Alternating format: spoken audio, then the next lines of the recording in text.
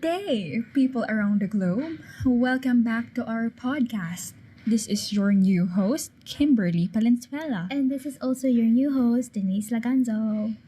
Yes, after waiting a long time, the Journo Ladies is back on track. Yes, it's totoo lang. I feel honored to be one of the new hosts of this hour. Me too. I would like to express my gratitude na din to the show's founders. Thank you for creating this incredible show. Yeah, shout out kina Meryl, Francine, tsaka Rigel. I hope you're doing okay at sana nakikinig din kayo ngayon sa Journo Ladies. Yeah, shout out na rin. So before muna tayo magsimula, gusto muna kitang kamustahin, moms.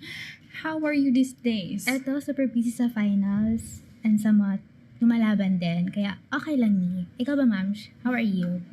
Same din me. We're just juggling things, lalo na matatapos na rin ang ating finals, finally. So for today's episode, we have to tone down our voices kasi we're going to dig a deeper hole sa magiging topic natin.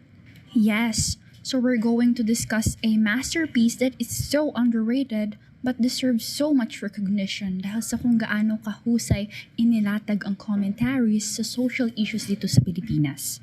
I'm talking about the film Smaller and Smaller Circles. Just a trigger warning, guys. This podcast may contain details that are not suitable for some audiences. Listeners' discretion is advised. Smaller Circles is about a serial killer who kills young boys in the slums of Payatas, Quezon City by slashing off their faces and dismembering their organs and genitals. Ang gore.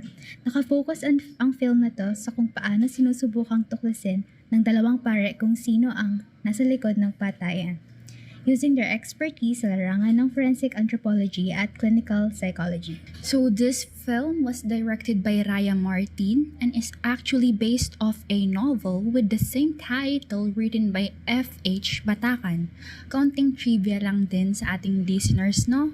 Ang Smaller and Smaller Circles is considered to be the first crime novel here in the Philippines. The book received numerous awards since it was first published in 2002.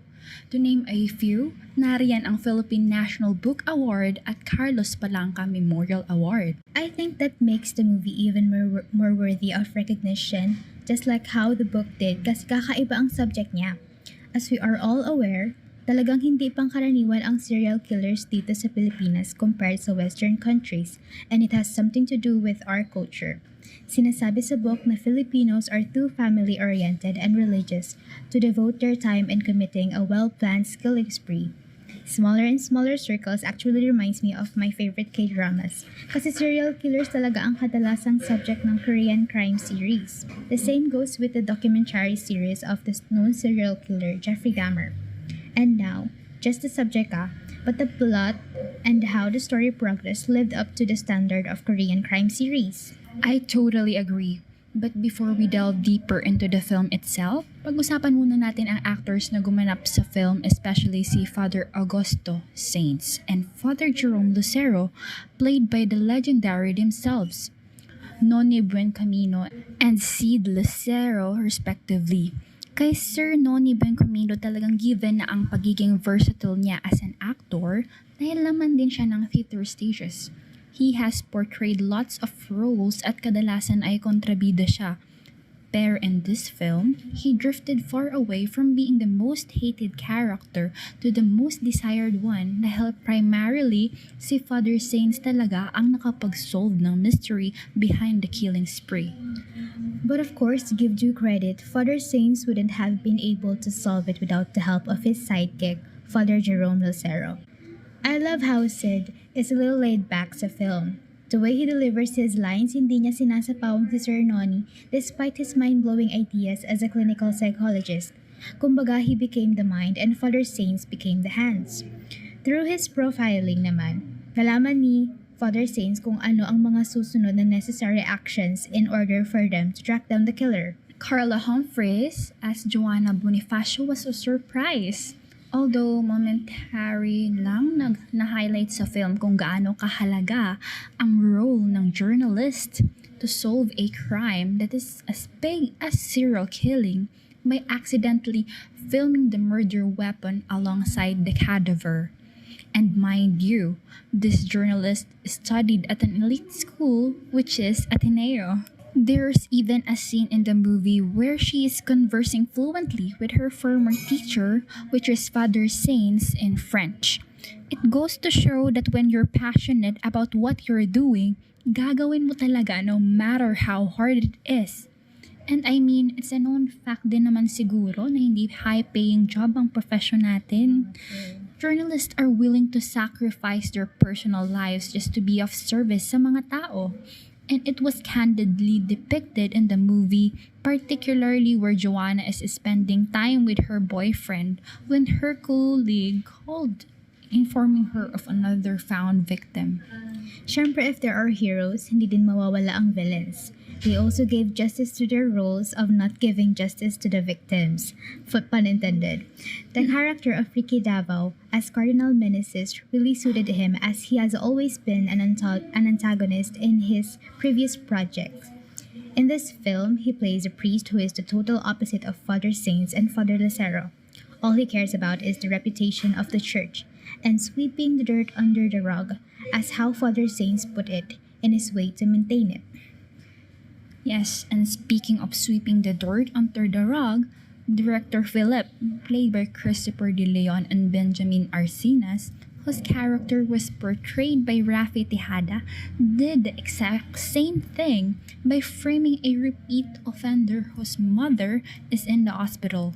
Kumbaga, ginamit nila yun kahinaan ng isang petty criminal, well, compared sa isang serial killer, para lang mapalabas na wala ng serial killer na kakatakutan ng mga tao.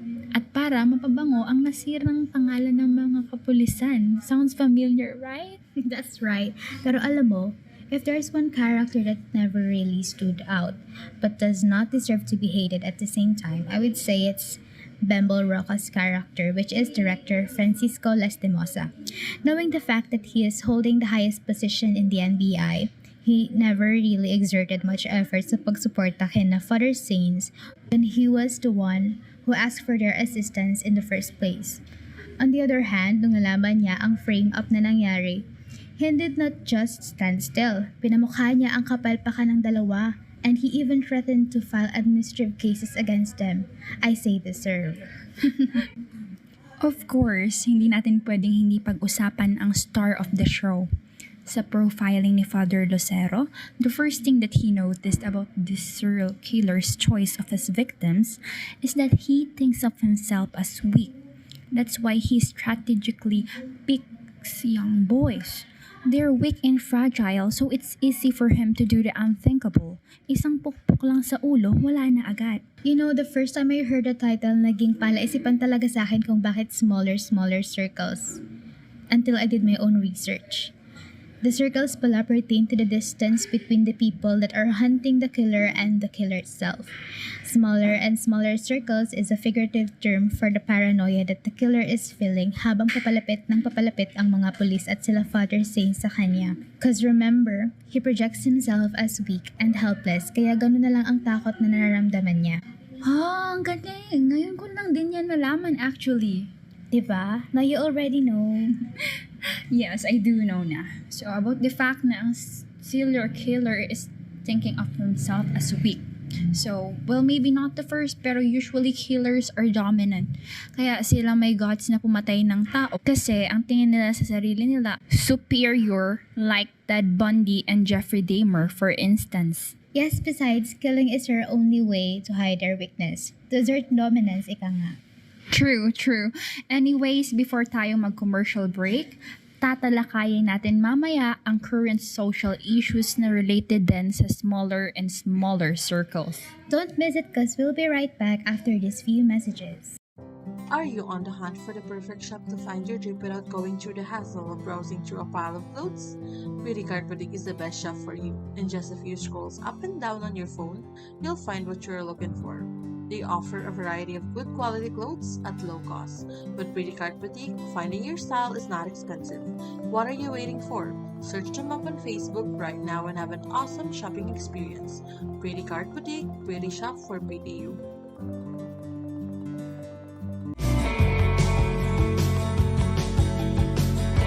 And now we are back. Yes, now Kim, punta naman tayo sa mga social issues na na-apply dito sa movie na ito. Okay, ako, the first one that I noticed from the first few minutes of the movie pa lang is bumungad agad ang mukha ng kahirapan. It's the cue na the movie is gonna showcase a lot of things about poverty, and it did. Poverty is the exact reason why the young boys became vulnerable to being targeted. Kahit sa gabi, they can be seen scavenging. Actually, a common thing about all the victims is that they were the ones who put food on the table. Sila ang pangunahing bumubuhay sa mga pamilya nila. Yung mga kaedaran nila, nag-aaral, naglalaro sa kalsada habang sila nagpapakahirap para lang maitawid ang isang araw nang hindi kumukulo ang sikmura. There's this small detail sa film nung pumunta sina Father Saint sa simbahan na nagsasagawa ng feeding program every week for the locals. Biglang tinanong ni Father Lucero yung isa ring pare kung nakatanggap sila ng suporta galing sa gobyerno at sinagot nga nito ng once every month lang nagpapadala ng pagkain sa lugar, si Councilor Mariano. Hindi siya sustainable, di ba? And the fact that the feeding program is not even an initiative of the local government, it speaks for itself today. For me, that's the representation of the ineffectiveness of the government when it comes to mending the problems that our country is facing, especially about kahirapan. At yung libreng dental check-up para sa mga bata ng counselor, I was suddenly reminded of Sara Duterte's plan as DepEd Secretary. Sinabi niya na in order to ensure discipline within the students, kahit elementary pa lang, kailangan na nilang matutong mag-toothbrush regularly. For me, that's pure stupidity, diba? I totally agree with what you said. Right? I said what I said. Another thing, candid lang pero may scene din sa film wherein pinakita ang teenage pregnancy when the mother of one of the victims talked about her pregnancy at 15 years old with the journalist Joanna Bonifacio. And doon din na pumasok yung norm noon na hindi allowed sa Filipino household ang maagang pagbubuntis. But as time passed by, it started to be normalized kaya ngayon as we can observe, very prevalent na talaga ang teenage pregnancy, which I think is one of the reasons din kung bakit di matapos-tapos ang problema sa gutom at kahirapan. Pero we can't entirely blame them pa rin kasi the problem is rooted from the rotten education system dito sa Pilipinas. Bottom line, maling pamamahala pa rin ng gobyerno ang dahilan. Speaking of gobyerno, very contradicting din yung pagplaster ni Councilor Mariano ng buong mukha niya sa mobile clinic at pagsama niya kay Father Saints na pumunta sa clinic mismo in the middle of the night to check some files of the children. Either she's just like showing off her face, but it's really genuine, or hindi siya genuine at all. And everything is just for publicity. And I'm convinced that it's the latter, because in the film, she's aiming to be re-elected. She's giving typical trapo sa gobyerno vibes. Syempre, we cannot forget about Father Lucero's iconic line, "Time and forgetfulness are allies of abusers." At the peak of 2022 elections, sumikat ang quote na to dahil sa pagtakbo ni Bongbong Marcos na anak ng diktador na nagpahirap ng bansa for 21 freaking years. Libo-libo ang namatay ni, pinahirapan, kinulong, and it's so messed up na 31 million foolish people still voted for him. To be honest, I was disappointed but not surprised at all. They've done it in the past, and I bet they will keep doing it until wala nang mapiga sa Pilipinas. Ilang taon na ang nakalipas matapos nating pabagsakin ang diktadorya. Ngayon ay bumalik sila sa kapangyarihan? It's like all of these years of fighting against them has been wasted. Yes, pero wag tayong panghinaan ng loob kasi there will be hope someday. I hope. Ay, nako, mabalik tayo sa serial killer. As I mentioned earlier, the killer thinks of himself as weak and fragile, just like his victims. Why is that? Kasi he used to be sexually assaulted by his PE teacher with his other classmates. He bottled his trauma until he couldn't take it longer and decided to unalive his perpetrator. But even after doing it, he wasn't still satisfied and decided to kill more people. One bad thing led to another. To conquer a monster, he became a monster himself. Pinakita nga sa film na walang pinipiling kasarian at edad ang mga hayok sa laman at kung gaano kalala ang kinahantungan ng kawalan ng atensyon sa sexual assault victims. This is very important to be discussed din, lalo na at usong-uso ang victim blaming. Hindi lang dito sa Pilipinas but in other countries as well. Another social issue na present sa film is impunity. ng mga nasa pwesto. Hindi pinakita kung naparusahan ba sina Director Mapa at Attorney Arsina sa ginawa nilang frame-up. Sa ating mga dear listeners, what do you guys think about this? Should be punished by the law sa ginawa nilang frame-up act and madismiss lang sa trabaho and their position? Or maalis lang sila sa trabaho and mawala ang eligibility and licenses nila? Let us know by commenting your thoughts sa comment section below. Now let's proceed to our next topic for this episode. I think it's the fact that not all churches are well funded and is still seeking for sponsorship from government agencies and private businesses and personalities. It might seem like ang mga simbahan natin ay mayaman. Nagkakamali tayo doon dahil behind the beautiful church, nandoon ang fact na priests need to ask for help from their organizations na kinabibilangan ng simbahan na hawak niya. Sinabi mo pa. Besides, ang laki ng irony ng Catholic Church eh. To be honest, I really appreciate the aesthetics and the doctrines of the church. Pero I still have questions about how they are applying it. Totoo, and there are many clergymen who are also involved in any kind of felony. I guess not all priests are so holy after all.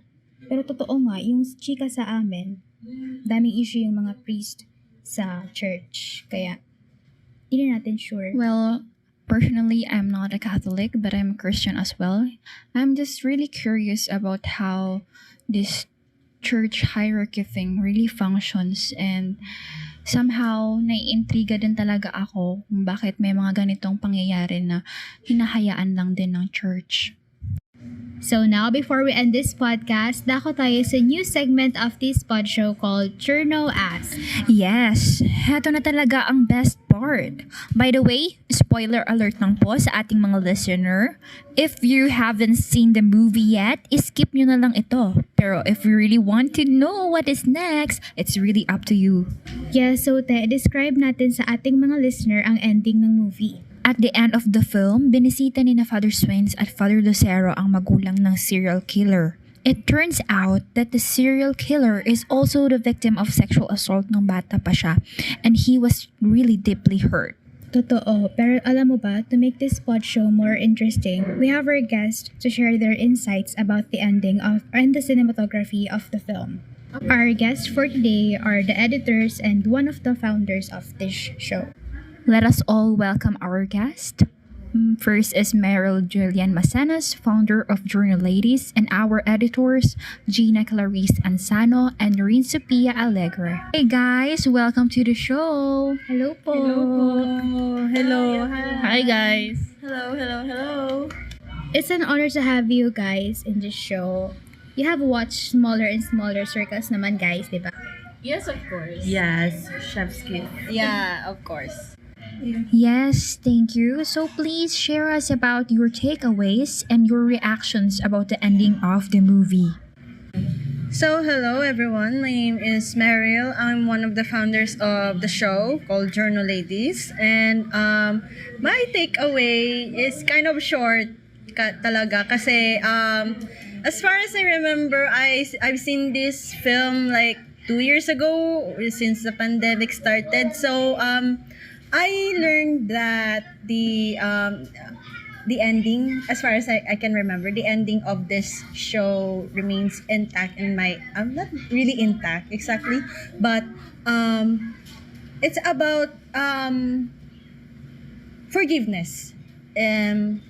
Parang doon sa pinakita niya doon sa movie, parang pinorgive niya, pinatawad niya yung si nung pare, yung serial killer, kasi hindi, like, as far as I can remember, this hindi niya na realize na this serial killer has also a backstory kung bakit niya to ginawa. It is because of his hidden pain, yung pain na hindi niya nailabas since childhood. And I think we can all agree na we have our own backstory. There's always a reason why we are doing this at this moment.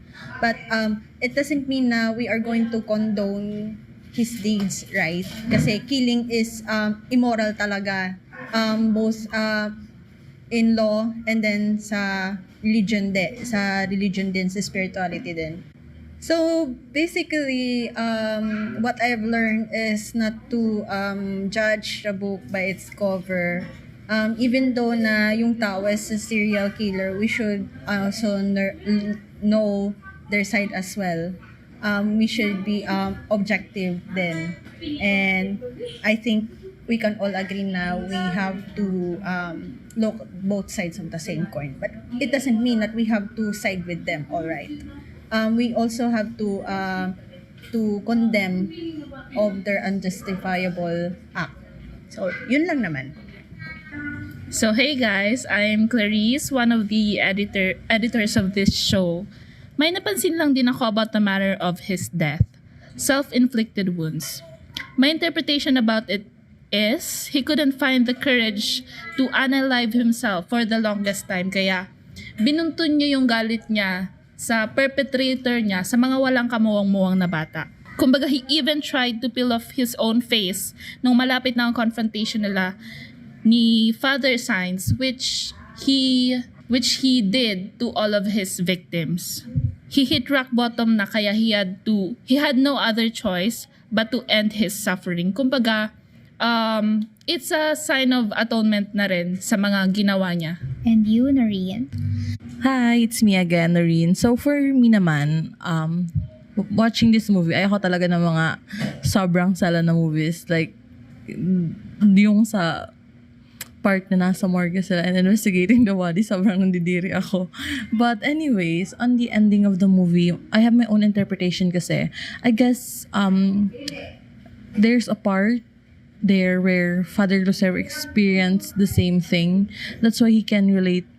I can see him crying on his tomb on the movie, and it seems like he's very sorry for what happened to Alex in that movie. Aside from that, my takeaway is that mental health and discussion of our traumas is really important, especially if it really affects the way we think. Because look at what happened. Sobrang tabu pa rin ng mental health sa Pilipinas, and it's really alarming at this point. Yan, thank you for your takeaway. So on the scale of 1 to 10, 1 being the lowest and 10 being the highest, how would you rate the cinematography and other parts of the film? Ako, I would rate it as solid 10 out of 10 kasi yung pinaka-appreciate ko talaga sa movie is yung pagiging realistic na mga cadavers, yung dismembered na organs and genitals, yung binalata na muka and all that. Kaya hats off talaga sa prosthetics team ng film na ito. So for me naman, personally, I will just rate it a solid 9 out of 10. Kasi may mga parts where the actors are so subtle na wala nang kalatoy-lato yung iba nilang performances. And I guess, may downside din yung plots and sequence ng movie where like when Alex killed himself, he was found on the dump site. But looking at it, the NBI was already looking for him na, diba? And Father. So, there's a big plot hole there. It's also confusing kasi Alex was introduced in the middle part of the movie na, or almost patapos na din. So, you will think na iba yung killer. Hindi naging suspenseful yung magbibigay ng hint and every person na maging possible killer. Yeah, I agree with you. It's just confusing, not suspenseful, right? Yes. So, for me naman, yung magiging rating ko would be 13 out of 10, charot. 9.5 na lang po. To be serious. 9.5 out of 10. Pero pag i-round off mo, 10 pa rin. Pero bakit 9.5? Actually, the cinematography-wise, maganda siya. And the ambient really incorporates the story. Like, kung halimbawa yung scene na yun, it depicts on the darkest part of the story. Like, yung scene, may scene doon na na parang naghahabol, parang hinahabol siya. I forgot because I've already seen it like years ago. And yung na ko din na amazed din ako is even though I say low budget lang kasi indie nga siya. Na-depict pa rin siya, and cinematography really makes the story alive. And I would agree din sa sinabi din ni Noreen na yung mga actors din, some of the actors in the film, hindi nila na deliver ng maayos, even though they're just supporting characters of the show. I think na dapat bigyan din nila ng justice yung roles na ginaganap nila, kasi it's part of the film it's one of the essential part of the film na ang execution ng mga actors and then actresses. So para mabuhay na ang storya, dapat maganda ang execution para nga magkaroon ng emotional connection between the audiences and the film itself. So yun lang. Okay, thank you so much guys for your insights. Really appreciate it. Yan, and before we end our program, I would like to ask you, Denise, ano ang marerecommend mo na Filipino indie films for our listeners? So, ganun na nga ma'am, sure are the films that need more recognition. Pande sa Lawal, Lola Igna, Seclusion, and Patintero, ang alamat ni Meng Patalo. Yung films din ni Eric Mate, magaganda din siya. Yes, These indie films are such a masterpiece, and it implies the daily lives of ordinary Filipino people. Wow, those were such an amazing films. Kaya I would really encourage you guys, those who are listening, to really watch our Filipino indie films because it's really part of our Filipino identity. And marami tayong matututunan while watching this. Yung mga hindi natin palaging nakikita in our real life. Doon makikita natin yung iba't ibang anggulo, iba't ibang mukha ang katotohanan sa ating lipunan. So that would be it. Alright, I think that's it for today, guys. I hope you enjoyed this episode. And if you haven't watched Smaller and Smaller Circles yet, this is the sign that you've been waiting for. I promise that the 2 hours that you'll be spending will be so worth it. Again, thank you guys for listening. Until our next episode here in Journo Ladies. Till next time. Bye.